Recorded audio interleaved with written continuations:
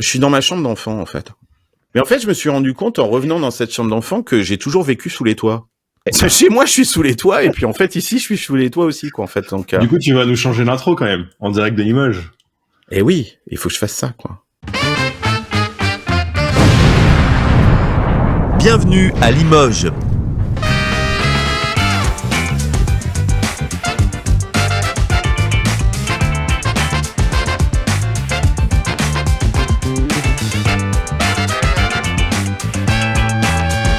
J'ai rien compris.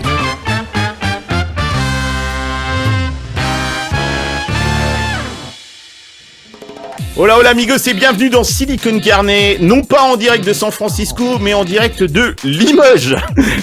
Voilà, je suis rentré en France et je suis dans ma chambre d'ado. Cette semaine dans Silicon Carnet, j'ai le plaisir d'accueillir Angie Ismail, l'accélérationniste de Mar-a-Lago, qui nous appelle en direct de Miami.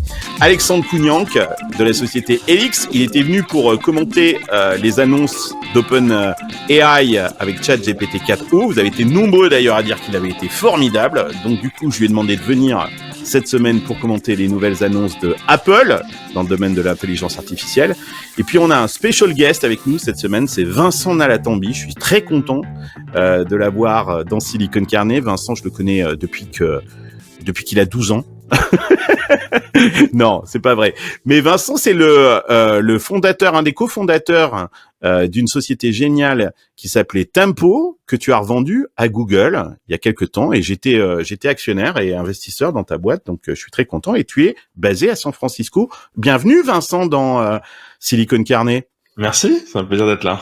Alors, on disclose, c'est la deuxième fois qu'on enregistre cette émission.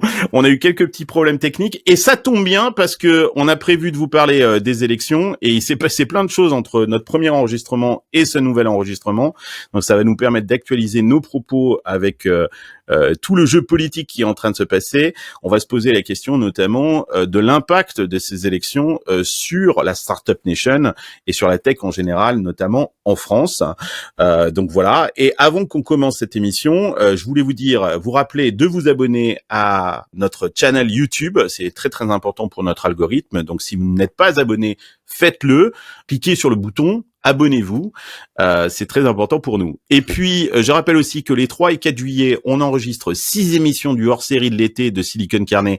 On a des invités exceptionnels. Les enregistrements auront lieu en public à Paris, dans les locaux d'Exa. On remercie Thibaut Elzière qui nous accueille. Et vous pouvez y assister si vous faites partie de l'Hacienda. C'est la communauté des fans de Silicon Carnet. D'ailleurs, je vous invite à prendre votre membership. C'est pas cher. Et encore mieux qu'y assister, l'un d'entre vous pourra même prendre ma place derrière le micro et poser des questions aux invités. Ça se passe les 3 et 4 juillet à Paris. Voilà, l'émission commence. On peut y aller. Cette semaine avait lieu la WWDC, c'est la grande messe annuelle d'Apple et on va commenter ensemble les annonces de la firme de Cupertino, des annonces très attendues parce que Apple c'était un peu le dernier géant de la technologie à ne pas s'être positionné sur le sujet de l'intelligence artificielle.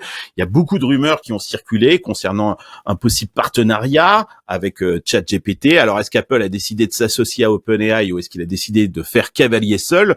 On va le voir dans cette émission. On sait aussi qu'Apple ne fait jamais les choses comme les autres, donc ça va être super intéressant de revenir sur ces annonces et essayer d'analyser le rôle que veut jouer Apple dans cette course à l'intelligence artificielle. Mais comme je le disais, actualité oblige, les résultats des élections européennes ont créé non pas la surprise, mais en tout cas un véritable cataclysme politique en France, après qu'Emmanuel Macron ait décidé de dissoudre l'Assemblée nationale et a appelé à des élections législatives anticipées dès la fin du mois de juin.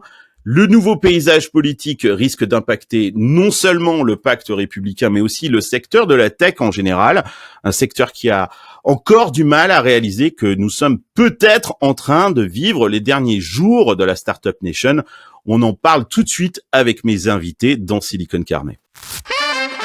Go yourself. Donc je le disais, Startup Nation, est-ce qu'on est en train de vivre le clap de fin? Le week-end dernier, le Rassemblement national a triomphé, loin devant la majorité présidentielle et la liste PS Place Publique. Une soirée du 9 juin finalement sans surprise.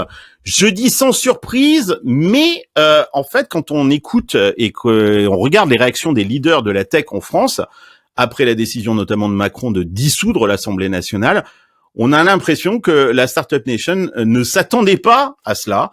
Pourtant, elle risque gros lors de ces prochaines élections. Voilà à quoi ressemble la France électorale depuis ces élections européennes. Je monte la carte. Elle t'a fait réagir, hein, d'ailleurs, cette carte, MJ. T'as eu un peu peur quand t'as vu cette carte. T'as fait d'ailleurs un super post sur LinkedIn. Je le montre là à l'écran. Qu'est-ce que tu voulais dire? Il était très beau ton post, très poétique d'ailleurs. Je le montre. Merci. Et c'était super. T'as été un des premiers à réagir, hein, d'ailleurs. Hein. Bah, il faut. Et puis voilà, c'est ce qu'on disait dans l'introduction, c'est que on a une émission qui aurait dû paraître un peu plus tôt, mais c'est vrai que moi, la carte, notamment la version avec la couleur brune, ouais. marron, elle fait peur. C'est une couleur qui est moche, qui rappelle pas mal de mauvaises choses de l'histoire assez récente finalement, et surtout, bah oui, c'est se dire qu'il y a une grande partie de la France, alors après à modérer bien entendu, qui voudrait pas de gens comme moi, des gens issus de l'immigration, parce que c'est ça la vérité, et c'est ça que j'ai mis dans mon post. C'est un peu voilà un appel à tous mes amis, que ce soit entrepreneurs, qui soient dirigeants d'entreprise, etc., qui sont issus de l'immigration. Ils sont nombreux. Regarde-nous ici, par exemple, tous les quatre. Hein, exactement. Ouais. J'ai dit mes amis. Ouais, Carlos. C'est nous. Oui, c'est vrai que tu n'as que 3 amis, c'est nous en fait. Voilà. Non, mais tu as raison, ils sont très nombreux et c'est vrai que souvent on a un peu peur de parler. Ouais. Voilà, on parle pas. Et moi, j'ai des abonnés LinkedIn. Certainement, dans tout cela, il y en a qui ont voté Rassemblement National et j'essaie de faire aussi passer le message que voilà, on est derrière des idées, il y a des humains, il y a des gens qui se sentent potentiellement blessés par ce vote et par ces résultats. Tu sais qu'en descendant donc j'ai pris l'avion pour aller de San Francisco à Paris, puis moi c'est un périple pour aller à Limoges parce qu'ensuite il faut que j'aille à la gare d'Austerlitz et puis ensuite il faut que je prenne un train qui n'est pas un TGV, un corail quoi en fait pour aller jusqu'à Limoges. Donc c'est 17 heures porte à porte mon voyage et j'étais avec pour faire écho à ce que tu es en train de dire, j'étais assis à côté d'une jeune femme et sans doute issue de l'immigration, elle était voilée. Et on parlait de ces élections, elle était charmante. Et elle me disait, moi je rentre au Maroc. Hein. C'est-à-dire et elle me dit, il y a beaucoup de gens issus de l'immigration qui sont nés en France. Il y a aussi énormément d'antisémitisme en France en ce moment. Mais il y a aussi beaucoup de racisme. Et il y a beaucoup de gens issus de l'immigration qui sont nés en France, qui sont français et qui sont en train de retourner. Elle m'expliquait qu'il y a beaucoup de monde qui est en train de retourner au Maroc, en Algérie, en Tunisie, etc., etc. Donc il y a vraiment quelque chose qui fait peur, quoi. Effectivement, quand on est issu d'une minorité, on se sent un petit peu montré du doigt. J'ai trouvé ton post génialissime de rappeler qui sont ces gens-là, qu'en fait, et parce que on parle souvent d'une immigration choisie, mais je sais pas toi, en tout cas moi, mon père, quand il est arrivé en France, il cochait pas les cases, quoi, en fait. Il a travaillé dans la construction et il est plâtrier, quoi. Donc je suis pas sûr que j'aurais coché les cases et que je serais là, effectivement, si on avait choisi cette immigration. Ça vous touche là le message que veut faire passer NJ, Vincent Ouais, un exemple que j'ai vécu il y a quelques semaines ici à San Francisco. On a un homme de ménage à San Francisco qui vient à la maison toutes les 2 semaines, qui est mexicain, qui a déménagé, donc qui a passé la frontière il y a quelques dizaines d'années maintenant. Et en fait, il me racontait que sa fille, qui doit avoir la trentaine aujourd'hui, est sur le point de revendre sa boîte pour un montant à 6 digits. Donc, elle, du coup, 2e génération, née en Californie, a fait partie de l'écosystème de la Silicon Valley, l'a embrassé complètement, a créé sa startup à 25 ans, et aujourd'hui, à 30 ans, sa boîte a été rachetée par une énorme boîte tech. Et la vie de la famille est transformée. Et je te rejoins. Et il continue de faire le ménage chez toi. Pour l'instant. Alors après, je pense qu'il va me lâcher à un moment donné. Mais tu vois, lui, il aurait pas passé les critères de l'immigration choisie. Il aurait pas passé les critères de l'immigration choisie et il n'aurait pas pu rentrer aux US. D'ailleurs, même aujourd'hui avec les US, c'est aussi, c'est pas forcément plus glorieux qu'en France.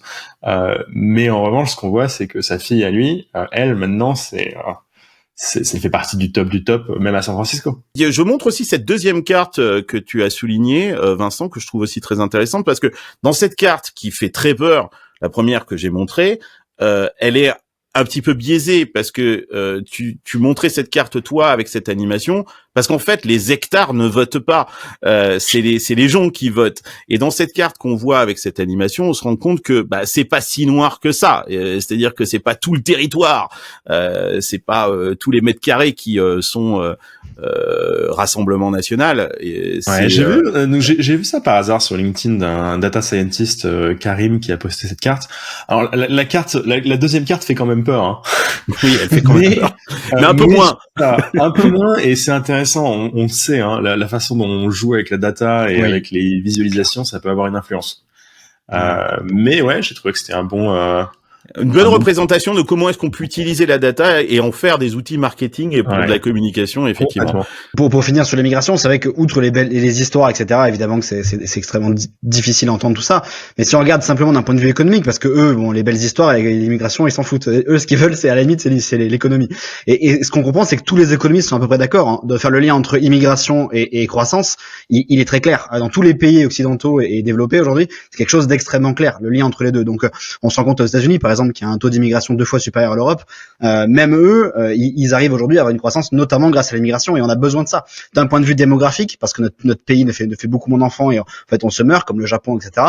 D'un point de vue économique également, d'un point de vue social, en fait, ça apporte beaucoup de choses, beaucoup plus qu'on ne pense, en fait. Bon, je le disais, la Startup Nation, elle a été d'abord complètement sonnée, et elle commence à se réveiller. Moi, j'ai interrogé plusieurs figures du digital français. J'ai parlé avec Benoît Grossman, Fred Mazzella, Gilles Babinet, Tariq Rim après les élections, pratiquement au lendemain en fait des élections, et j'ai senti que ils étaient tous très choqués par ces résultats. Et en fait, j'ai eu l'impression que personne ne s'y attendait, alors qu'en fait, tout le monde attendait ces résultats. Alors, je me pose cette question, est-ce que ça ne traduit pas une sorte de décalage de la Startup Nation avec le reste de la nation? Est-ce que notre écosystème vit pas un petit peu sur un nuage, d'ailleurs localisé au-dessus de Paris et plutôt sur l'ouest parisien?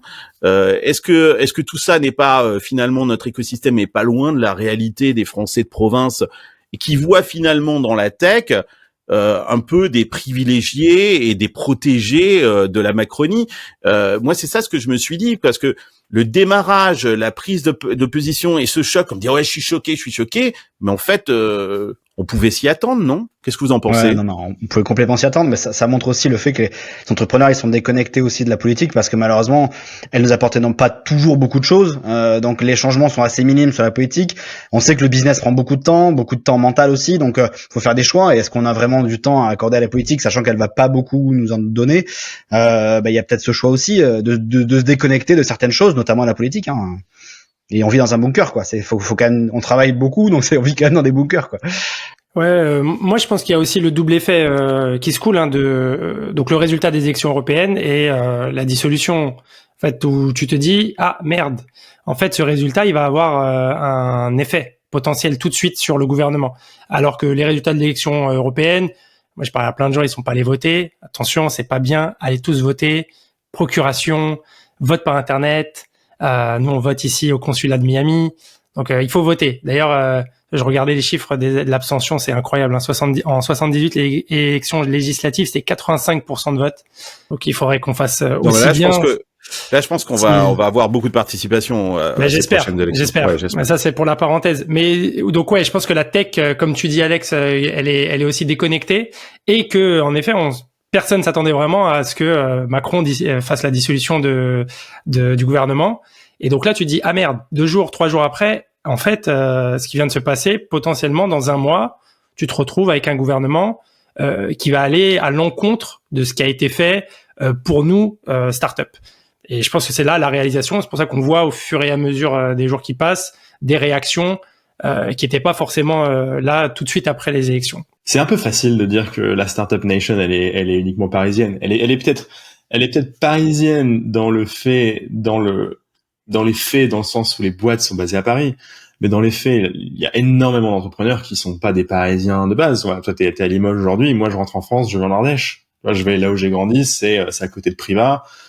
c'est pas Paris. Et il y a plein de gens qui sont dans l'écosystème startup parisien qui ne sont pas forcément des Parisiens et qui sont tout à fait conscients et pas du tout surpris de ces sujets-là.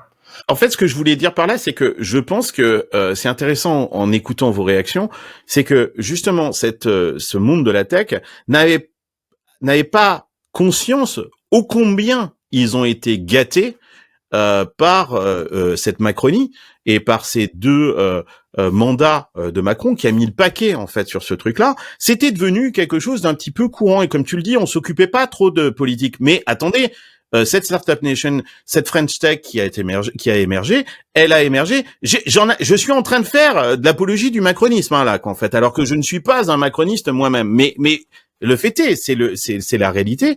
Elle doit beaucoup à Macron. Et je pense que c'était devenu complètement courant, presque une commodité, c'est-à-dire que c'était comme si c'était acquis. Et c'est pour ça, je pense que ça a pris du temps à cet écosystème de la tech de se dire ah non mais attends, en fait, ce qu'on pensait comme naturel peut tout d'un coup être mis en cause du jour au lendemain si le Rassemblement national passe, etc. Et je pense que c'est ce qui explique le petit temps avant de démarrer, quoi, en fait, parce qu'ils étaient pas dans les starting blocks.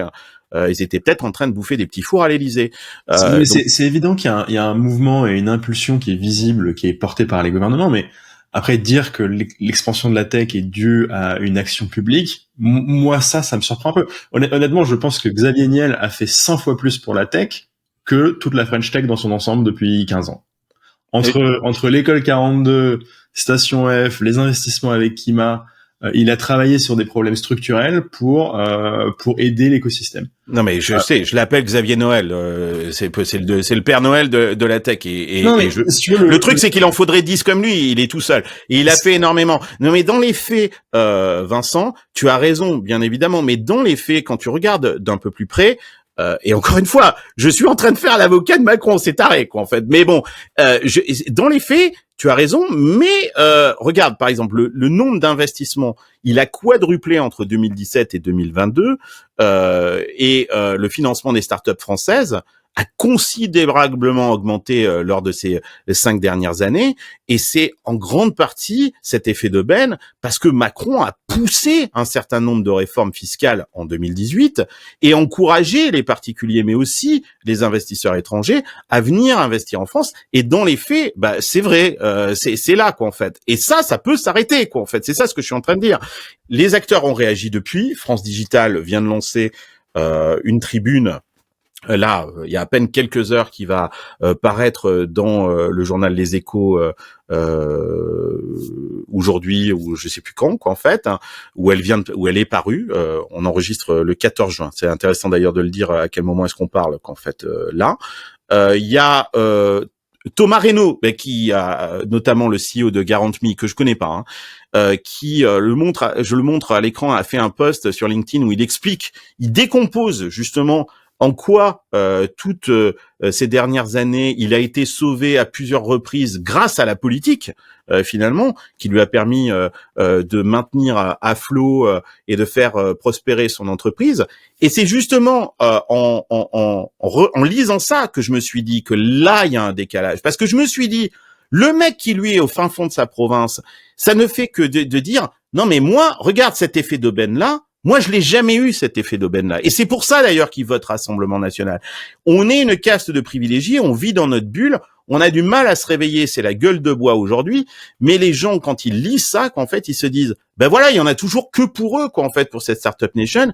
Et moi, je fais pas partie de ce truc-là, quoi, en fait. J'ai pas eu le même effet d'aubaine. Ouais, si on fait des analyses PMU à 2 balles, on peut dire qu'en effet, la politique pro-startup, pro innovation moderne de Macron a fait monter ce ressentiment envers ce que tu disais, la tech parisienne, voilà, la tech, l'innovation, mais en fait comment, tu vois, genre j'imagine que le témoignage du gars dont tu parles, à la fois pour nous ça paraît très très fort, et pour quelqu'un qui je sais pas, qui est artisan, paysan, boulanger en province, se dit mais comment ça se fait que ma boîte il y a 2 ans personne l'a sauvée et j'étais au fin fond du trou. Et je pense qu'il faut justement, s'il y a des gens comme ça dans cette situation qui ont ce ressentiment, il faut leur expliquer que l'innovation, la France est à la bourre depuis des siècles, et que on a besoin de l'État parce qu'on a un écosystème d'investissement privé qui est pourri,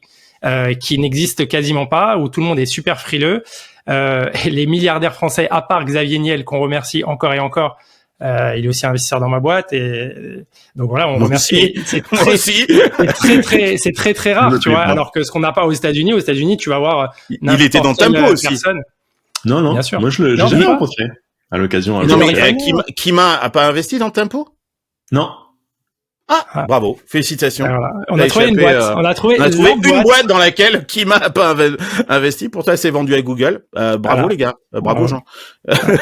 Tu l'as loupé celle-là. Tu disais, Vincent, c'est pas le gouvernement qui fait la tech, mais si on pense au plan, au tapis rouge qu'a déployé Macron pour faire venir Facebook AI Research Center à Paris, qui aujourd'hui, grâce à FAIR de Paris, on arrive à avoir un Mistral en France. Et je pense que les tractations derrière, c'était beaucoup, vous venez à Paris, on vous fait du crédit d'impôt, du machin, du truc, pour que vous puissiez faire votre R&D ici. Et sinon, je pense il y aurait pas autant.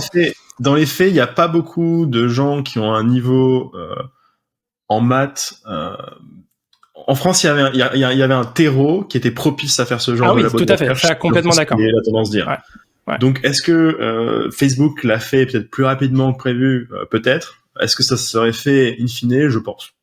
Alors, je continue sur les initiatives. Il y a cette pétition, de Thomas Burbidge, qui visiblement très marqué à gauche. Bon, il se trouve que moi je suis de gauche, ça ne surprendra personne certainement, mais que j'ai signé, qui dit stop au business as usual, parce que effectivement, il y a, comme tu le disais Alexandre, ce truc de dire non mais moi je fais du business, je fais pas de la politique. Sauf que comme on est en train de l'expliquer là, l'économie c'est de la politique, entreprendre c'est de la politique, et la tech c'est effectivement aussi de la politique, ça c'est évident. Faisons de la prospective. Jordan Bardella rentre à Matignon, et tout d'un coup, qu'est-ce que ça change pour l'écosystème tech? On va pas rentrer dans le jeu politique, on n'est pas une émission politique, donc on va parler de la tech parce que c'est le sujet qu'on connaît. La première réflexion que je me fais, c'est qu'effectivement, la tech, c'est quelque chose de global par définition.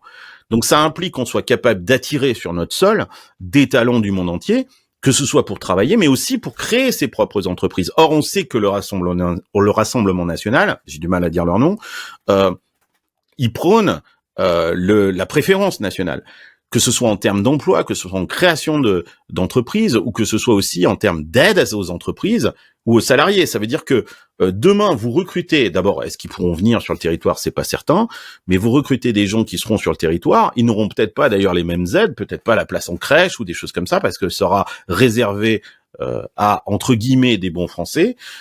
Donc ça veut dire que vous allez devoir les payer plus cher, parce qu'ils vont devoir subvenir à des services par eux-mêmes, parce qu'ils n'auront pas ces aides-là. Et j'imagine, donc ça c'est évident, il faut vite le comprendre. Et puis, toi, tu parlais aussi, Vincent, de fausses bonnes idées, c'est-à-dire que le Rassemblement national avance des idées, notamment en termes de préférence nationale, de choses comme ça, qui peuvent paraître bonnes, mais qui, dans le domaine de la tech, ne s'appliquent pas. Est-ce que tu as quelques exemples de ça? Ouais, ça, c'est vraiment le sujet qui, moi, me fait un peu peur. Tu vois, ces idées qui sont un peu populaires, et en fait, si tu réfléchis pas trop, en 5 minutes, ça te paraît être une évidence. Ouais. Tu te dis, bah oui, évidemment, ils ont raison. Il faut faire ça. Mais qui, en fait, sont derrière des fausses bonnes idées, parce que si tu creuses un petit peu, tu te rends compte que les effets de ces idées sont pas forcément les bons et ce que tu voudrais. T'as des exemples? Ouais, exemple. On veut donner des subventions à des entreprises. Aujourd'hui, la BPI donne énormément de subventions. Je pense pas que le RN va arriver et dire on coupe toutes les subventions. En revanche, le RN peut dire on veut que les subventions soient centrées sur la création de l'emploi en France. Moi, on a eu des subventions de la BPI avec Tempo, avec ma société. Ça nous a notamment permis d'ouvrir un bureau en Chine et de créer de l'emploi en Chine. Mais cet emploi créé en Chine nous a permis de rapporter des contrats à les entreprises chinoises qui ont derrière nous ont permis de faire grossir la structure en France. Ou sa compétitivité, même sans parler de grossir le nombre d'emplois en France, la compétitivité même de l'entreprise sur le marché. Ouais. Il y a d'autres exemples comme ça. Autre exemple, on pourrait dire on veut que les appels d'offres du secteur public aillent vers des startups françaises. Sur le papier, super bonne idée. L'État ramène du business aux startups françaises. Sauf que dans les faits, si toi t'as une startup et que ton client principal, c'est l'État, qui aura quand même des process qui seront pas les mêmes pour signer que la majorité de tes clients potentiels, potentiellement, en fait, tu te trompes de marché. Et déjà, tu te mets tout de suite dans une dynamique où t'es dans un marché franco-français et tu penses pas forcément assez à aller partout. Alors, faire de la préférence nationale pour des appels d'offres quand la boîte est déjà un peu établie, par exemple, un Alan, par exemple, que Alan gagne le mandat d'assurance d'une partie des fonctionnaires, génial, parce qu'en fait, Alan, ils ont déjà atteint une sorte de taille critique qui leur permet de bénéficier de ça. Mais pour la plupart des startups, en fait, tu peux te retrouver coincé à optimiser pour les mauvaises choses. Et ça, pareil, je pense que c'est une fausse bonne idée qui, à terme, pourrait arriver à avoir des boîtes, en fait, qui sont des boîtes franco-françaises qui se retrouvent à être plus petites que leurs voisins. Et avec des produits qui sont pensés pour le marché français, c'est-à-dire qui sont complètement, qu'on peut pas exporter parce que la roadmap, les features, tout a été designé, en fait, pour répondre à un besoin national qui correspond pas du tout à un besoin global. Ça, c'est sûr. L'autre problème que je vois, c'est le problème des acquisitions. C'est-à-dire que, pareil, très simple de se dire, très facile à convaincre de dire, on a une boîte qui a une super techno avec des brevets, donc de la propriété intellectuelle en France, l'innovation elle vient de France, elle est made in France, la boîte se fait racheter par un géant américain et du coup la boîte ne devient plus française, il faut bloquer ça. Ça, c'est un discours assez populaire qui peut fonctionner en disant, bah regardez, c'est en France qu'on a inventé telle techno. Mais c'est la boîte américaine qui va en profiter. Et toi, tu me disais que dans le cas de Tempo, il n'y avait pas le Rassemblement national au pouvoir, mais la question s'était un petit peu posée dans les négociations quand vous avez la question vendu à s'est Google. Posée parce qu'en fait, mais par eux en plus, quoi, pas par vous. Ouais. Ouais, il y a un truc qui dit que l'administration a le droit de checker des acquisitions étrangères dans le cas de secteurs stratégiques. Sauf que la définition de secteur stratégique, elle est très large. Est-ce qu'aujourd'hui tu considères que l'IA est un secteur stratégique? Si oui, la majorité des boîtes tech de Paris vont rentrer dans cette catégorie-là. Et ça avait un peu effrayé les gens du corp dev de chez Google, ouais, qui regardaient ça en se disant merde, est-ce que ça veut dire qu'on va perdre 3 mois parce qu'il faut qu'on attende quelque chose de l'administration et qu'en plus on a fait tout le taf et que ça remet et que ça peut remettre en cause l'acquisition. Mais fondamentalement, le problème c'est si on prend l'exemple d'un Mistral. Mistral est clairement au cœur de ce changement de paradigme avec l'IA. Qu'est-ce qui se passe si demain Apple arrive et met 5 milliards sur la table pour acheter Mistral? Bien sûr, c'est un véritable problème. Et je rappelle qu'ils viennent de lever 640 millions supplémentaires. Et ils ont clos leur tour il y a à peine quelques jours. Mais moi, je serais investisseur chez Mistral. Avec la situation politique actuelle, qui va racheter Mistral si c'est pas un grand de la tech à l'international? Et un investisseur, lui, ce qu'il veut, c'est un retour sur investissement. Hein. Il est pas là, il est pas en train d'investir pour sauver la France. Hein. Ouais, c'est mais pas du tout même, son objectif. en fait, si tu veux... Non, moi, je serais lui. Moi, je pense qu'il y a certains investisseurs de chez Mistral, tu leur mets une olive, ils pressent à froid en ce moment, qu'en fait. Écartez les fesses pour exposer l'anus, glissez le suppositoire dans le rectum et enfoncez-le d'environ 5 cm ou 2 pouces. Et ensuite, est-ce que les gens vont vouloir installer des fonds d'investissement, installer des entreprises? Là, on a vu une boîte je crois que c'est Poolside qui est venue s'installer à Paris, par exemple, qui est une boîte américaine. Est-ce qu'on va vraiment avoir ce genre de cas dans le futur? Je suis pas sûr du tout. L'attractivité va en prendre un coup. Donc, attractivité des fonds, attractivité des talents, attractivité des entreprises. Ça fait quand même beaucoup en termes de compétitivité, moi, je trouve.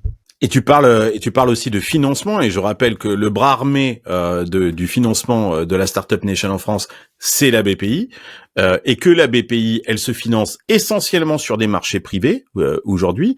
C'est de l'argent public, mais c'est aussi de l'argent qui vient du marché privé, puisqu'elle s'endette sur les marchés privés.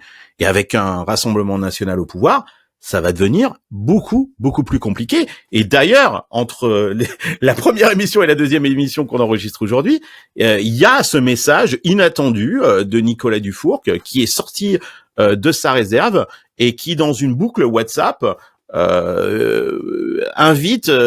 commande à tous les entrepreneurs de se mobiliser contre les extrêmes. Alors, il parle pas simplement du Rassemblement national, il parle de tous les extrêmes. D'ailleurs, je vous pose la question parce que cette question, elle m'a été posée sur LinkedIn en me disant « Tu te lèves contre le Rassemblement national, etc. C'est super bien. Mais l'alternative qu'on a en face, c'est quoi? C'est ce nouveau front populaire derrière qui se cache en fait le LFI. Est-ce que finalement le LFI, c'est pas pire ou pareil? Est-ce que c'est pas un choix cornélien entre la peste et le choléra? Et d'ailleurs, c'est pour ça d'ailleurs que Nicolas Dufourcq parle des extrêmes. Il ne parle pas du Rassemblement national. Il parle vraiment du danger pour la Startup Nation s'il venait au pouvoir le Rassemblement national ou LFI, c'est-à-dire ou le Nouveau Front populaire. De toute façon, je pense que la France, historiquement, est un pays plutôt socialiste, communiste. Enfin, comme on dit aux États-Unis, ils appellent ça du communisme. Tu veux dire que les Français naissent avec un chromosome de gauche? Chaque cellule est une sorte de minuscule petite brique protégée par une membrane et contenant des chromosomes.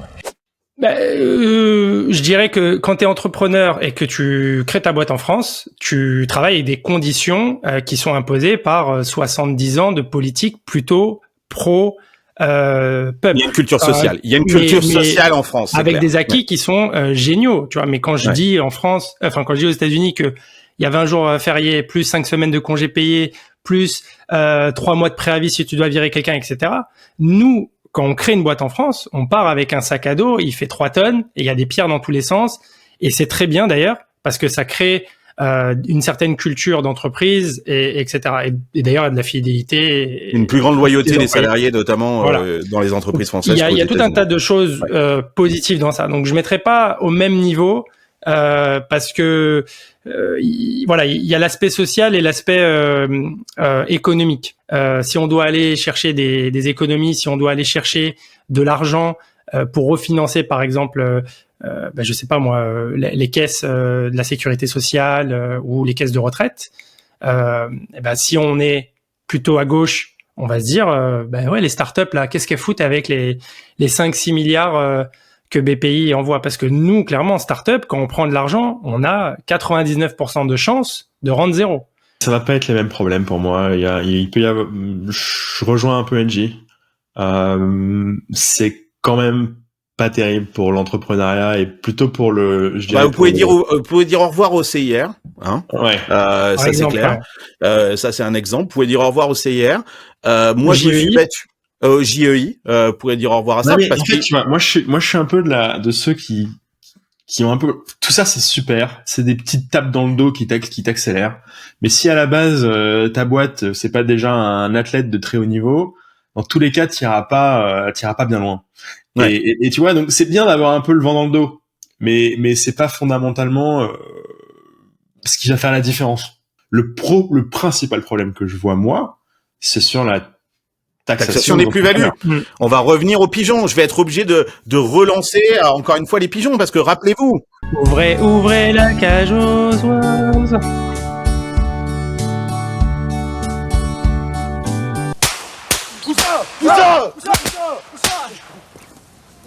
Où ça? C'est moi. Non, c'était rien. Jos oiseaux. C'est ça. Ça, pour le coup, le sujet de la flat tax et le sujet de la taxation des plus-values, ça peut être un bloqueur colossal. Ouais. Pour le coup, plus que la perte du CIR.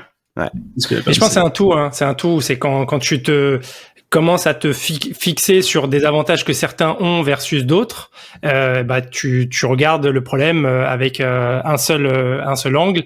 Et donc tu vas dire, là, on va enlever tous les avantages des startups, de leurs actionnaires, etc. Et en fait, moi, ce que je disais surtout, c'est qu'en France, il y a une certaine structure et un socle social qui est très important et qui fait qu'on est la France et il faut continuer à le soutenir. Mais c'est vrai que quand tu compites, François le Français, quand tu es... Fais gaffe, il arrive. Il est pas loin. Il est pas loin, François le Français. Quand tu es en compétition avec d'autres entreprises qui ont différentes choses, c'est bien qu'il y ait un organisme comme BPI, une marque comme French Tech, qui essaie de t'enlever un peu de poids, au moins au démarrage de ta boîte, avec des... Mais clairement, je suis d'accord avec toi, si tu es en transfusion permanente d'argent public, ferme-la ta boîte. T'es un walking dead. Tu devrais être mort. Et ça, c'est un vrai problème qu'on a en France. Hein, c'est qu'il y a des boîtes qui devraient être mortes et qui meurent pas. Tout à fait. Je vous invite à regarder les 10 objectifs du Grand Plan 2030. Vous vous rappelez ce Grand Plan là qui est plutôt bien, qui a été accueilli d'ailleurs par tout le monde comme quelque chose de très intéressant. C'est le plan d'investissement France 2030 qui avait été annoncé par Macron en 2021. Il y avait 10 objectifs. Je vous invite juste à regarder, justement, puisqu'on est dans choix cornélien entre le nouveau Front populaire et le Rassemblement national. Qu'est-ce que deviendrait ce grand plan 2030 ? Faire émerger en France des réacteurs nucléaires de petite taille, innovants et avec une meilleure gestion des déchets. Devenir le leader de l'hydrogène vert. Décarboner notre industrie. Produire plus de 2 millions de véhicules électriques et hybrides. Produire le premier avion bas carbone. Bon, déjà là, je m'arrête là. Vous pouvez tout oublier de tous ces objectifs-là avec le Rassemblement national. Ils en ont strictement rien à foutre. Eux, ce qu'ils veulent, c'est qu'on revienne aux hydrocarbures. Donc déjà ça. Alors moi, je me dis. Et encore une fois, j'invite pas à voter pour quiconque dans cette émission. Mais déjà là, je me dis que peut-être on peut garder, qui sont des enjeux quand même d'innovation et de technologie super intéressants, quelques-unes de ces mesures-là, quoi, en fait. Sur lesquelles les US ne sont pas positionnés d'ailleurs. Et sur lesquelles on peut être compétitif avec les US, bien évidemment. Notamment le nucléaire. La conscience collective sur les sujets d'environnement, elle est pas du tout au même niveau qu'en Europe. Et en fait, l'Europe a une opportunité d'être en fait à la pointe de ces innovations-là, parce qu'en fait aujourd'hui il y en a pas aux US. C'est-à-dire que si c'était au même niveau de conscience collective aux US, il y aurait 100 fois plus de pognon et des meilleurs entrepreneurs qui iraient sur le sujet. Mais comme aujourd'hui aux US ça parle plutôt d'IA et ça parle plutôt de d'autres types de sujets, il y a une vraie opportunité de se différencier là-dessus pour l'entreprise française. Ce qui est sûr, c'est que si on fait un protectionnisme qui revient au niveau des États, la France, avec la taille de notre marché, on est coincé par rapport au marché américain. Oh putain, ça veut dire que Thierry Breton pourrait prendre le poste du secrétariat d'État au numérique. Au numérique. Oh putain.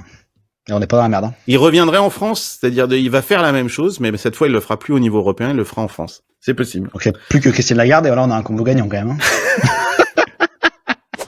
Ça dépasse tout ce que j'ai pu imaginer.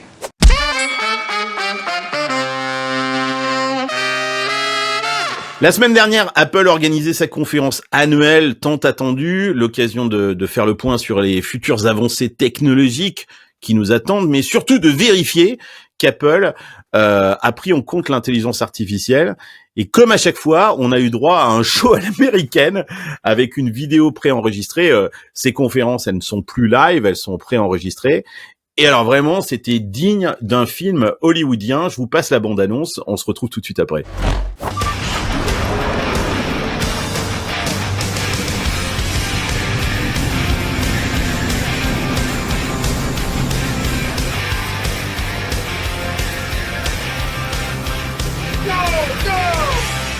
It's showtime.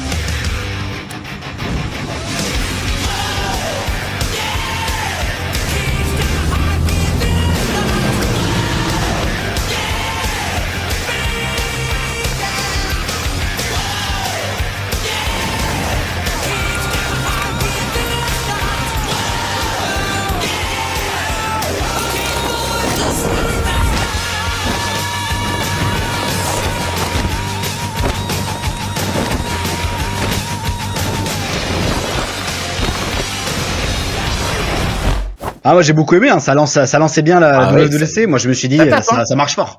Ouais. Ça tape fort. En plus Craig qui est toujours rigolo, etc. Là pour le coup il est hyper rock'n'roll. Moi je me suis dit bon ça y est. Non mais ce mec c'est un comédien. Ce Craig là, c'est un comédien en fait. Des fois des moments, je me dis, je peux pas imaginer que le mec, il est responsable du product chez Apple. Je me dis, en fait, c'est un mec, il y a un double de lui qui bosse chez Apple et lui, c'est juste un comédien parce qu'il est tellement bon on stage et c'est clair. Enfin, il a un sourire, on a l'impression qu'il a 68 dents dans la bouche, avec toutes les dents plus blanches les unes que les autres. Il est fit et tout. Ah non, c'est vraiment à l'américaine. Hein. Ah non mais c'est clair. Mais je me suis dit du coup ça y est on revient un peu aux sources d'Apple. Think Different, on va revenir aux sources, à quelque chose de vraiment un peu rock'n'roll, un peu on casse les codes, on revient transformer un peu le monde, etc. Ouais. Bon, c'est pas forcément ce qu'on voulait, mais en tout cas les icônes d'iOS changent de couleur. Ben, on va en parler justement. Qu'est-ce qu'il y avait dans ces annonces-là? Ouais, tout ça pour ça. Ouais, non, mais ils ont des beaux parachutes avec plein de couleurs, donc ouais, il y a des couleurs qui arrivent sur les produits Apple. Ah bon, alors les fans de Apple. Parce que alors c'est plus en direct, mais la vidéo est quand même diffusée au siège de Cupertino si vous faites partie des salariés ou des invités. D'ailleurs, on a vu Sam Altman qui dans les couloirs de Apple le jour de la WWDC, donc on s'est dit il va monter on stage. Alors, au final, il est pas monté sur scène. Et puis, les fans d'Apple, je passe cette vidéo que j'ai trouvée super drôle, attendaient avec impatience, comme on attend à chaque fois l'oracle et le messie. Le fait qu'ils aient commencé sur... Tout le monde les attend, on attend de voir ce qu'ils ont à raconter sur l'intelligence artificielle, mais ils ont pas du tout commencé par là, quoi, en fait. Ils ont commencé par spatial computing.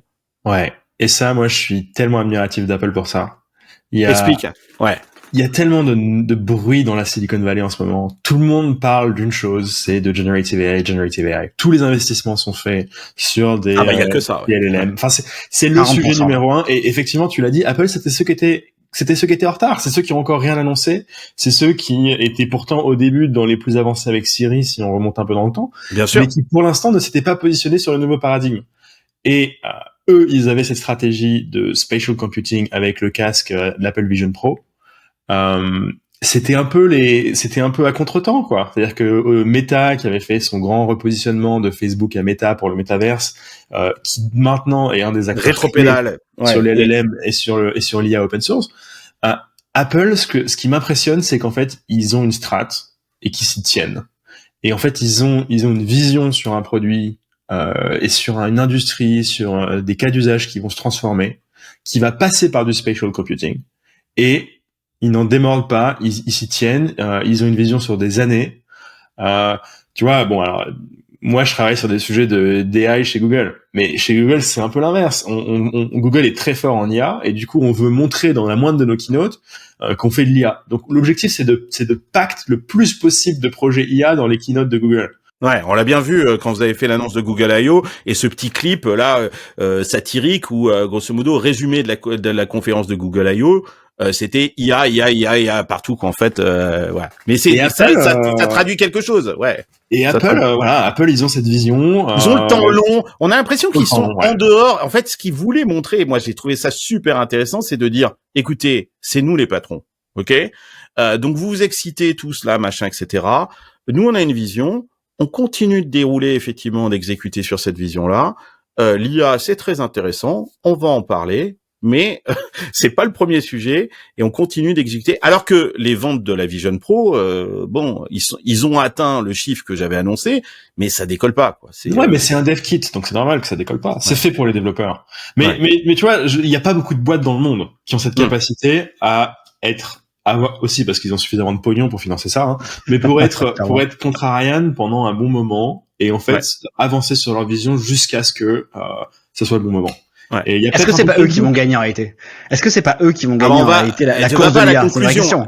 Oui, c'est une vraie question. On en parlera à la fin, mais ne parlons pas. Mais oui. Absolument, tu commences à peser les graines et les prémices de ça. Il y a une vraie question qui se pose parce que pour moi, il y a le secteur de l'IA, il y a un avant les annonces de Apple et il y a un après les annonces de Apple. Ça c'est certain. Et on va les décortiquer ces annonces et on va essayer de vous expliquer pourquoi. En tout cas, moi je pense qu'il y a un avant et un après. Angie, toi, sur cette force tranquille, ce sorte de mitterrandisme.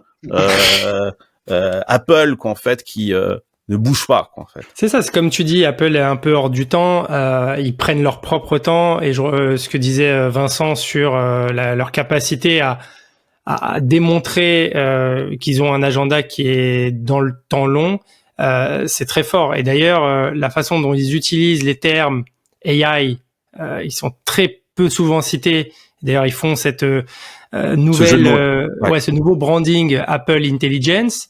Tu vois, c'est vraiment droppé par parcimonie ici et là pour montrer que en fait, eux, ils ont un écosystème qui est plus fort que l'AI. L'AI, d'ailleurs, et après, on va revenir sur les features, mais c'est embarqué un peu partout.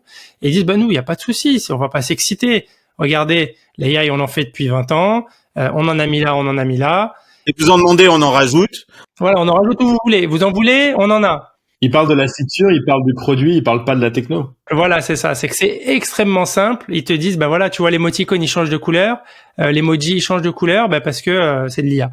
Mais ils s'en foutent de toute la technologie. Ils rendent la chose extrêmement simple. Et ils savent l'expliquer. Et ça a été c'est une masterclass en termes d'évangélisation d'un sujet qui est très compliqué, l'intelligence artificielle, parce qu'encore une fois, nous on vit dans notre bulle, on comprend ou on fait semblant de comprendre quelquefois, mais Monsieur tout le monde qui achète les produits d'Apple, lui tu lui parles de LLM, de bidule, de machin, de prompt, etc. Il comprend pas. Donc là, ils ont une facilité à embarquer en disant dans votre quotidien, ça va venir améliorer votre productivité, votre efficacité. À aucun moment ils parlent d'intelligence artificielle. Et bien 40 évidemment, minutes, t'imagines? Ouais. Oh, 40 minutes sur l'IA sans parler d'IA. C'est quand même une masterclass. Ouais. Alors, avant de parler de l'IA, ils ont, alors, non seulement, d'abord, on a une vision c'est le spatial computing et on continue d'exécuter sur cette vision. Et deuxièmement, on a des produits. C'est aussi une façon de rappeler l'importance qu'a Apple. On a des produits, iPhone, iPad, machin, etc. Il y a plein de choses qui vont évoluer sur ces produits-là. Alors, c'est du gadget, bien évidemment. Mais là, je vous montre là des démos de ce truc-là, ce design-là sur iOS 18. Vous allez me dire, non, mais c'est n'importe quoi, Carlos. Mais ouais, mais moi, c'est pour ça que j'achète les produits Apple. On appuie, j'explique pour ceux qui nous écoutent sur le podcast, vous appuyez sur le volume, sur le côté de votre iPhone, et ça déforme l'interface à l'intérieur. C'est débile, mais moi, c'est ça ce que j'ai envie de voir quand j'achète un produit Apple. Donc, ils ont montré tout un tas d'évolutions à la fois sur le design et des trucs comme ça. Est-ce qu'il y a eu des trucs, on va parler de l'intelligence artificielle après, mais sur le stack produit de Apple, est-ce qu'il y a des trucs qui vous ont, qu'est-ce qui vous a le plus impressionné? Le paiement. cash. Ouais, le paiement est extraordinaire. Moi, le paiement, je trouve que c'est vraiment un gros use case. Bon, ils ont tué pas mal de boîtes. Ils ont tué pas mal de boîtes dans toute la conférence. Mais c'est vrai que là, quand même, le fait de pouvoir payer comme ça simplement avec son téléphone, je pense que justement Vincent pourra nous en parler un peu plus niveau technique. Mais attention, tout le monde n'a pas d'iPhone non plus. Ça sera entre iPhone. Non. Ouais. Ah oui, c'est vrai. On est aux US, nous. Ouais. C'est vrai qu'il y a des gens encore sur Android. Et puis il y a des gens qui votent RN aussi, tu sais, donc c'est pas les mêmes. Oh putain, ça y est. C'est pas les mêmes. C'est pas les mêmes. Je sais pas s'il y a un graphique, il doit y avoir un graphique qui doit montrer des trucs. Est-ce que ça serait super intéressant de voir? Est-ce que les gens qui votent RN sont plus Apple ou sont plus Android? Ça ferait chier quand même Google, parce que on peut pas dire que Google est une boîte d'extrême droite. Au contraire. Non, mais revenons plus sérieusement à ce Tap to Cash. Tap to Cash, c'est intéressant. C'est vraiment, c'est magnifique, c'est beau. C'est le produit c'est typiquement un produit qui démontre toute la stratégie produit d'Apple. Quand il le présente, ça paraît simple. Alors explique le produit pour ceux qui nous regardent pas sur YouTube et comment ça marche. Le produit, c'est tu veux faire un paiement d'un téléphone à l'autre, tu vas arriver avec ton téléphone et en fait tu vas venir avec le haut de ton iPhone taper le haut de l'iPhone d'un copain pour transférer du cash, et ça se fait en 5 secondes. C'est l'équivalent de ce que tu peux faire aujourd'hui avec un QR code sur Venmo ou sur Lydia en France par exemple. Alors et pourquoi ça c'est intéressant? Ça paraît super simple. Tu vois la vidéo, tu te dis mais n'importe qui peut faire cette feature. Sauf qu'en fait, le fait de faire cette feature, ça demande un écosystème ultra présent, et ça utilise des briques qui sont là et qui sont fondamentales. Ne serait-ce que la brique de pouvoir avoir le portefeuille, le wallet au sein de tes apps, et que tu puisses avoir de l'argent qui soit stocké sur cette brique sur son téléphone. Ça déjà, c'est un truc écosystème qui est lié à iOS. Mais en plus de ça, même la technologie qui permet en fait de faire le transfert, en fait, ça utilise un composant spécial qui s'appelle l'ultra wideband, qui est une nouvelle techno hardware, c'est-à-dire que ça demande un composant électronique particulier dans tous les téléphones, qui va permettre de mesurer la distance très précisément entre les deux téléphones, et qui va être capable d'établir un lien sécurisé entre les deux téléphones. C'est-à-dire qu'on n'est pas en train de passer par des serveurs qui renverraient une information, des trucs comme ça. Ça se passe au niveau du hardware, c'est ça, quoi. En fait, ce que t'es en train de dire. L'authentification se passe au niveau du hardware. Ouais. Après, le paiement, évidemment, ça va passer ailleurs. Mais l'authentification pour le fait de s'assurer qu'il y a un autre téléphone qui effectivement et que c'est le bon, est aussi proche et que c'est le bon, ça passe par le hardware. Et en fait, ce qui va être magique dans cette expérience, c'est que ça va bien marcher. C'est-à-dire que tu vas approcher ton téléphone, tu vas toucher le haut du téléphone, et hop, ça va se transférer. Ça va être instantané. Ouais. Mais pourquoi ça va être magique? Parce qu'en fait, ils ont fait l'investissement de mettre du hardware spécifique dans leur téléphone depuis 4 ans. Et ça, ils l'ont fait au moment où ils ont lancé les AirTags d'Apple qui permettent de traquer les bagages C'est la même techno qui est utilisée. C'est une techno qui permet de mesurer la distance. Et en fait, c'est typiquement la stratégie écosystème d'Apple, parce que comme ils ont la distribution et que leurs téléphones sont déjà plus ou moins identiques comparés aux téléphones Android qui sont complètement écrasés entre les Samsung, les Pixel, les Xiaomi, etc. Les téléphones Apple sont tous les mêmes. Ils sont capables de faire des investissements hardware sur lesquels ils ont une base de distribution qui est énorme. Et en fait, ça leur permet, dans leur spec, ils parlent pas d'ultra wideband. Voilà, ils le parlent pour les gens qui vont regarder les petites lignes. Mais en fait, ce qui market demain, c'est une fonctionnalité qui paraît magique. Et cette fonctionnalité-là, elle est impossible à refaire pour Android.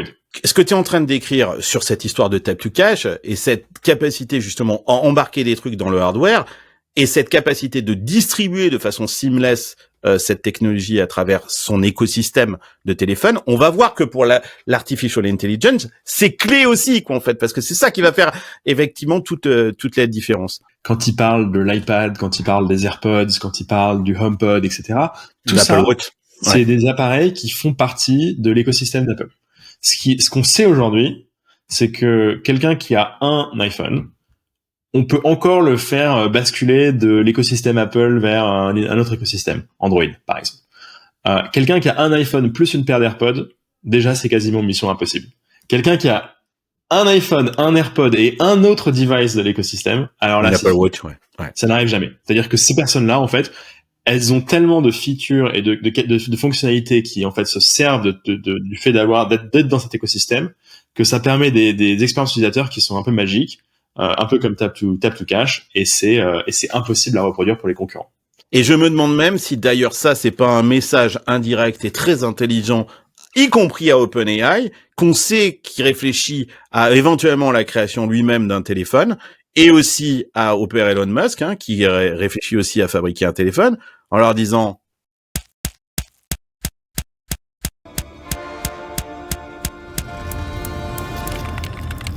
mais qu'est-ce qu'il fait? Il commence à trouver la foi. les cocos, bonne chance, quoi, en fait, parce que regardez l'intégration, et nous, on va utiliser l'intelligence artificielle pour créer justement encore plus d'interaction seamless entre tous nos devices. Bonne chance pour venir OpenAI proposer un téléphone, parce qu'il va falloir proposer. C'est leur plus grosse barrière à l'entrée. C'est leur plus grosse barrière à l'entrée. Alors, on parle d'IA justement et des annonces. Donc, jeu de mots, Apple Intelligence. Le macOS 18 va s'appeler aussi Sequoia. Moi, j'y ai vu un petit message. Les deux dernières lettres, c'est un I et un A. Bon, vous me dites, je sais que vous y croyez pas. Bon, laissez-moi dans mon délire. Tout est pensé. Mais moi, je suis toujours en train de me dire que tout est pensé chez Apple et que c'est pas pour rien qu'il y a la lettre I et A à la fin du nouveau OS de Apple. Quel est le message que veut passer Apple au public concernant l'IA? Il y a un peu deux courses dans le monde de l'IA. T'as la course d'un côté sur les gens qui veulent faire des modèles qui sont capables de raisonner le mieux possible. Tu mets qui là-dedans? OpenAI, Google, principalement, même Elon Musk aujourd'hui. Ouais. C'est vraiment la course à la super intelligence pour réussir à avoir des modèles qui ont des capacités de raisonnement qui sont de mieux en mieux. Et ça, c'est vraiment OpenAI qui est quand même aujourd'hui qui sont les meilleurs là-dessus. Et de l'autre côté, t'as la deuxième vision de l'IA qui est le côté assistant. L'assistant qui va en fait venir augmenter et en fait potentiellement même faire des tâches pour toi, qui va être intégré à tous tes outils et à tout ce que tu utilises aujourd'hui, et qui va te connaître parfaitement, qui va avoir tout le contexte de ce que tu fais de ta journée. Il y a même des startups qui font des choses un peu hallucinantes d'un point de vue hardware, où ils essaient de faire des devices, des appareils qui vont t'enregistrer en permanence, qui vont enregistrer tout ce que tu dis, tout ce que tu vois. Ouais, on l'a vu avec Human AI Pin par exemple. Ouais. Tout ça, c'est du contexte que tu peux ensuite apporter à tes modèles d'IA pour en fait faire ensuite des réponses et avoir un assistant qui soit plus personnalisé. Donc c'est un peu les deux directions. La direction raisonnement vers une super intelligence et la direction assistant. Assistant, ça demande énormément d'intégration. C'est-à-dire que si tu veux être un assistant, il faut que tu sois en fait intégré avec tout le reste. Apple aujourd'hui, là, ce qu'ils viennent d'annoncer, c'est en fait un move pour se positionner comme l'acteur qui va faire l'assistant. Parce que grâce à leur écosystème, grâce à toute leur stack hardware et software, toutes les intégrations, toutes les applications, toutes les infras qu'ils ont, tout leur écosystème d'app aussi, en fait, ils ont déjà un avantage compétitif énorme pour s'intégrer avec tout ce qui fait partie aujourd'hui de ta vie digitale. Et Apple, aujourd'hui, ils ont pas forcément les meilleurs modèles. Mais en fait, le choix qu'ils ont fait, c'est qu'ils ont fait un choix de miser sur donc Apple Intelligence, qui est une sorte d'assistant ultra personnalisé. Je pense qu'on va y revenir, mais qui s'appuie sur une compréhension de qui est l'utilisateur, sur lequel ils ont fait jouer leur carte privacy à fond, la marque qu'ils ont construite depuis des années pour dire qu'ils respectent la privacy de l'utilisateur. Ils ont aussi fait des vrais efforts techniques pour prouver que cette privacy est vraiment respectée. Mais pour l'instant, du coup, ce qui présente et ce qu'ils mettent en avant, c'est vraiment un assistant qui sera intégré à tes applications et qui va devenir un vrai assistant. Alex, sur cette partie privacy, est-ce que tu peux nous expliquer justement là où Apple se distingue des autres acteurs et où, parce que c'était vraiment le mot d'ordre, hein. On veut vous proposer quelque chose, comme dit Vincent, complètement intégré, très puissant, mais le deuxième mot-clé, c'était confidentialité de vos données, privacy, respect de vos data, etc. Comment est-ce qu'ils vont faire ça? Et qu'est-ce qu'ils ont annoncé qui est assez spectaculaire dans cette conférence? C'est quelque chose d'extraordinaire parce que c'est vraiment, ils sentent le marché. C'est là où Apple est très fort, c'est que vraiment ils sont très user first. Et là, pour le coup, il y a un vrai besoin en ce moment du marché, il y a un besoin viscéral. Moi, je le vois avec mes clients aujourd'hui, entreprises, ils veulent tous quelque chose où on protège leurs données. Et c'est très important. Ouais. Et Apple l'a compris encore, et on a l'impression que ça fait 10 ans qu'ils font de la privacy, en fait, leur cheval de bataille, et qu'aujourd'hui, c'est le grand moment pour Apple d'enfin être le meilleur, parce qu'en gros, ils ont créé donc plusieurs systèmes. Ils ont un espèce de premier modèle en fait dans le téléphone, donc ce qu'on appelle on-device processing, qui fait qu'en fait pour les demandes simples, la donnée elle va même pas sortir du téléphone. Donc déjà c'est quelque chose d'extraordinaire contrairement à tous les concurrents, c'est que déjà la plupart des choses vont se passer dans le téléphone, donc aucun problème de privacy. Derrière, si les questions deviennent un peu plus compliquées, on va passer sur le niveau 2, on va dire, le private cloud compute. Donc en l'occurrence, ils ont créé un cloud extrêmement sécurisé. Donc là, ils ont fait un papier c'est très rare de voir ça dans la tech, un papier qui est très complet, très très détaillé sur comment ils vont sécuriser. Et en fait, globalement, on a l'impression qu'ils ont créé un peu le cloud parfait, le cloud ultime que tout provider aura envie d'avoir. Et c'est ça qui est très intéressant, très sécurisé, le chiffrement, à la fois du hardware. L'avantage, c'est qu'il contrôle toute la chaîne, donc ça, c'est intéressant. Donc, de ce point de vue-là, c'est très intéressant. Après, on peut se poser des questions. C'est que, déjà, les modèles ont été entraînés sur des données publiques, contrairement à OpenAI, par exemple, et d'autres. Donc, ça montre aussi cette volonté d'être sur des données publiques. Donc, c'est question de privacy. Après, si on veut être critique, on peut se poser des questions, par exemple, sur le Patriot Act. Est-ce que demain, il va pas y avoir des backdoors, des ports dérobés qui vont permettre en fait aux agences gouvernementales d'avoir accès aux données? Ah ben ça c'est la réponse est oui. Hein, ils sont légalement, ils ont pas le choix. Hein, donc c'est ça. Donc ça pose des questions quand même. Ça casse un peu cette chose-là. Comme quoi ils disent que personne peut rentrer, tout est sécurisé. Et après ils parlent d'OpenAI. Donc le niveau 3, c'est si vraiment les questions sont trop compliquées, les prompts partent à OpenAI. Et donc là en ce moment-là, quid des données, quid de la privacy? Là la confidentialité c'est rien quoi. Il y a aussi cette notion de chip, hein, puisqu'en fait, on se rend compte que, ils sont capables de faire tourner une chip localement sur un téléphone, et voilà, et c'est les premiers à le faire. C'est ça, c'est qu'il y a eu, donc comme disait Alex, arriver à faire tourner des petits modèles sur leur device. D'ailleurs, il y a des benchmarks qui montrent que finalement, sur des small language models, ce que Apple a réussi à sortir peut faire face à Phi 3 qui est celui de Microsoft ou Gemma 2B que je crois c'était Google qui avait sorti ça. Donc ils sont quand même dans la course sur les petits modèles et c'est intelligent parce que au final les grands modèles, donc quand on parle de grands modèles, c'est OpenAI, enfin c'est Google, GPT, c'est Llama, c'est Mistral potentiellement même s'ils ont un peu les deux.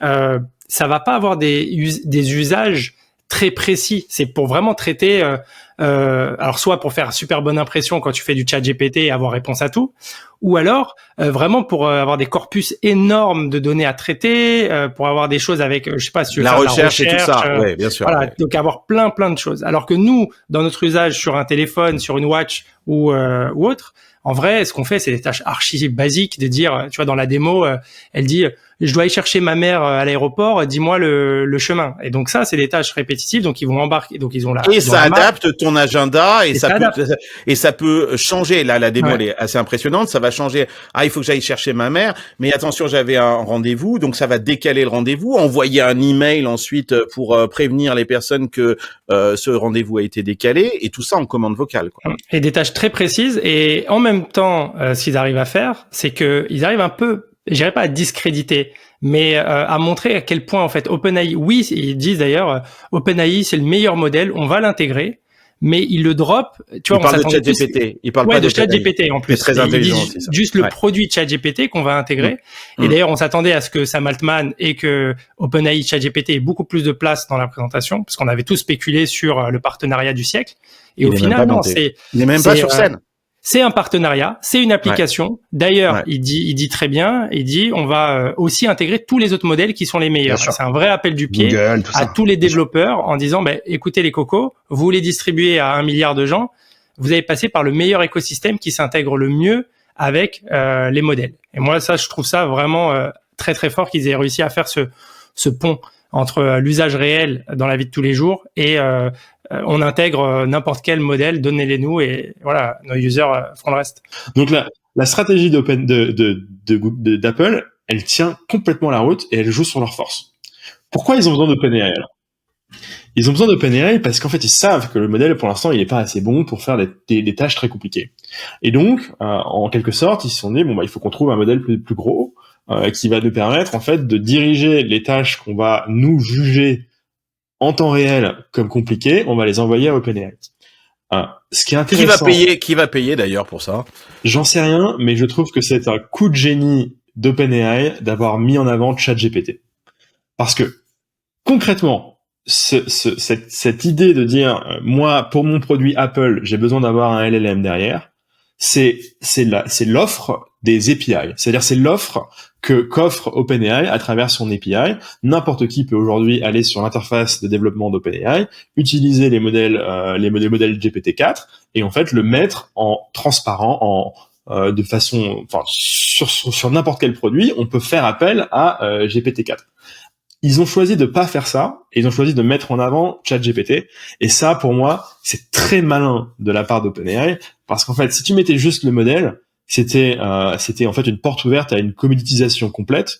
Dès qu'il y a un modèle qui est plus performant, hop, tu changes, tu swaps, tu mets Gemini à la place de GPT-4, et en fait, les utilisateurs voient pas la différence. T'aurais pu prendre un modèle open source, large language model, et dire on a utilisé un modèle open source et on l'a intégré, mais c'était la responsabilité d'Apple. Et là, en mettant bien en avant ChatGPT, etc., c'est de dire écoutez, si ça déconne ou s'il y a des hallucinations, c'est pas de notre faute, c'est ChatGPT. D'ailleurs, on vous demande l'expérience utilisateur, et Alex, elle est pourrie. Il faut demander quand on interroge ChatGPT. Grosso modo, il faut demander la permission, quoi. C'est à peu près ça. Ouais, l'expérience utilisateur est pas incroyable. Mais ça montre aussi les limites d'Apple, parce qu'aujourd'hui, ils ont toujours fait le cheval de bataille d'avoir une toute petite RAM sur leur téléphone. Quand on voit les concurrents aujourd'hui, le top d'Apple, aujourd'hui, ils ont 8 Go de RAM. Donc 8 Go de RAM, si tu veux mettre un modèle un peu costaud, un SML, mais en tout cas un peu plus costaud, c'est très très difficile. Alors que quand tu vois des modèles aujourd'hui comme ce que fait Xiaomi, OnePlus ou encore Asus, ils sont déjà à 16 Go, ils sont au double. Et là, tu peux quand même avoir des modèles déjà un peu plus gros. Donc ça montre aussi leur volonté de toujours au niveau hardware quand même limiter la RAM. Ça pose une petite question de ce point de vue-là, quoi. J'ai envie, en guise de conclusion, parce qu'on arrive un peu au terme de cette émission, de vous repasser ce clip de Steve Jobs que j'ai retrouvé. Et moi, je pense que ce qui était vachement intéressant dans cette conférence, c'est le respect de l'utilisateur. C'est-à-dire de dire, on fait pas de la technologie pour faire de la technologie, on fait vraiment de la technologie parce qu'elle sert des utilisateurs. Et nous, ce qu'on a avant tout en tête, c'est qu'est-ce que ça apporte aux utilisateurs.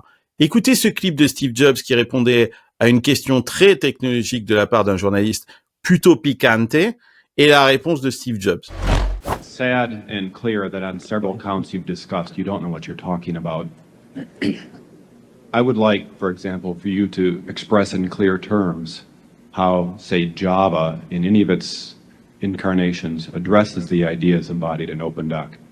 And when you're finished with that, perhaps you could tell us what you personally have been doing for the last 7 years.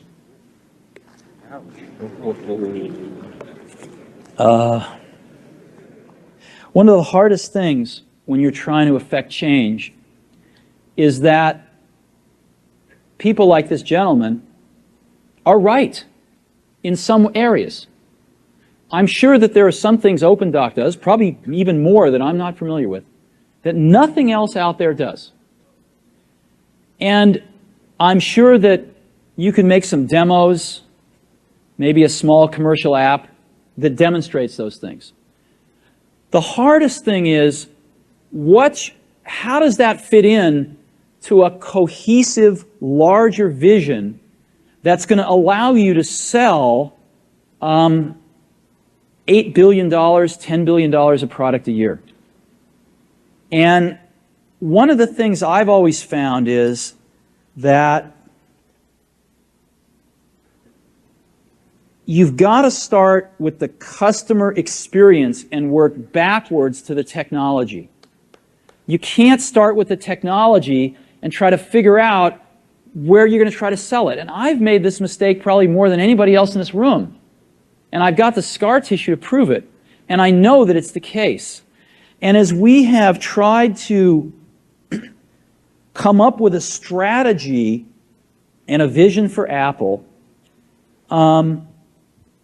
it started with what incredible benefits can we give to the customer? Where can we take the customer? Not starting with, let's sit down with the engineers and figure out what awesome technology we have, and then how are we going to market that? And I think that's the right path to take. En fait, c'est mieux sans Vincent, je trouve. Non, Vincent est beaucoup trop intelligent, donc c'est chiant. Ouais, voilà. En fait, je trouve que le fait qu'il soit parti pendant l'émission laisse un espace qui est assez intéressant pour des gens plus cons, quoi, en fait. Ouais. Revenons des choses simples, quoi, en fait, parce que là, voilà. Donc bon. Bon, Vincent est parti parce qu'il devait nous quitter, mais on arrive au bout de cette émission. Je montrais ce clip de Steve Jobs qui était assez intéressant sur la réponse et la vision de Steve Jobs, qui est de là de dire mais je suis pas en train de faire de la technologie pour faire de la technologie, quoi. Il appelait ça des dead chicken parts, quoi, en fait, quoi. C'est il y a vraiment un utilisateur, une expérience, et je pense que vraiment ce que Apple a voulu démontrer avec cette conférence, c'était ce soin, cette volonté véritablement de créer quelque chose qui tienne la route, en fait, pour l'utilisateur, et c'est assez réussi. Conclusion de votre part, dernier mot sur ces annonces de Apple. Sur le cours de bourse, c'est super intéressant parce que du coup, on voit que pendant la conf, les gens étaient peut-être un peu déçus. Première réaction, peut-être se dire, ok, je suis un peu déçu parce que propose Apple. Donc, petite chute du cours. Mais tu sais pourquoi? Tu sais pourquoi? Je pense, j'ai beaucoup réfléchi à ça. Parce que moi, j'ai pas compris quand j'ai vu le cours de bourse se casser la gueule. Surtout que j'avais acheté beaucoup d'Apple juste avant la conférence. Donc, je me suis dit, merde, encore bien joué. Caramba, encore raté. Mais, je me suis dit, c'est parce qu'ils ont pas compris que toutes ces fonctionnalités dont on est en train de parler là, il va falloir une nouvelle génération de téléphones pour ça. Donc en fait, il va falloir renouveler en fait toute sa flotte. Ça marche pas hein, si t'as un macOS en dessous de iOS 15. Voilà. Et là, le génie d'Apple, parce qu'on sait qu'ils sont à la bourre sur la vente de téléphones. Et en fait, toutes ces annonces-là, y compris l'intégration d'Apple Intelligence, va demander à ce que tu rachètes un nouveau téléphone, et ça va faire repartir les ventes de iPhone. Mais ouais, c'est un petit aveu d'échec quand même. Je comprends les investisseurs hein, qui lâchent un peu d'action. Mais depuis le cours de bourse, t'as vu, hein, il est reparti plein de bourre. Hein, c'est assez impressionnant. Parce qu'après, les gens, ils ont processé, ils ont réfléchi, ils ont analysé. Après, il y a eu une deuxième lecture qui s'est fait. Mais sur le moment, déception parce que on voit un petit aveu d'échec quand même de la part d'Apple en disant on n'arrive pas à faire ce qu'on voulait, on n'a pas fait de grands modèles. Ouais. Ce qu'on sort, c'est quand même pas extraordinaire parce qu'on a besoin d'OpenAI. On a déjà vu ça partout ailleurs. Ouais, c'est ça. Ouais, on a déjà tout vu. Dans les démos, il y avait rien d'extraordinaire qu'on puisse, voilà. Ouais. 3 semaines avant, il y avait OpenAI où franchement, en 30 minutes, on avait tous pris des claques. Là, on n'a pas pris de claques. C'est vrai que ça pose des questions en tant qu'investisseur. Mais quand même, ça a pris 8% sur la semaine. Donc après, les gens ont processé, ont réfléchi. Et l'avenir est quand même glorieux de ce point de vue-là. Surtout qu'il y avait une petite étoile, une petite astérix où ça disait Apple Intelligence sera disponible à partir de l'iPhone 15. Tu vois, moi, je suis deux versions en dessous. Ça faisait un moment que je me disais je vais upgrade pour avoir un 4e appareil photo, enfin j'en sais rien, tu vois, c'est des features annexes. Maintenant, je vois ce qu'on peut faire avec l'IA embarquée. No brainer. Clairement, je vais l'acheter, ouais. J'ai beaucoup de gens qui m'ont dit ça y est, let's go, j'achète, je change. Ouais. Je voulais pas changer, mais comme les stocks, les investisseurs ils adorent ça. Complètement. Et après, ouais, sinon il y a plein de choses intéressantes à dire. Ce qu'on peut se dire également, c'est que Apple a fait un truc que Microsoft a un peu raté. Il y a quelques semaines, Microsoft lançait l'option recall qu'on appelle. Donc, ils analysent tout ce qui se passe sur ton ordinateur toutes les 5 secondes, et derrière, on peut revenir un peu à ce qui s'est passé. Et tout le monde a dit oh là là, mais privacy machin et un. Et quand c'est Apple qui l'annonce, là il y a plus de problème. C'est extraordinaire la différence, parce que en fait, on sait très bien qu'avec Apple, il y a une privacy qui est très haute. On sait très bien que c'est leur cheval de bataille, donc on a beaucoup moins peur.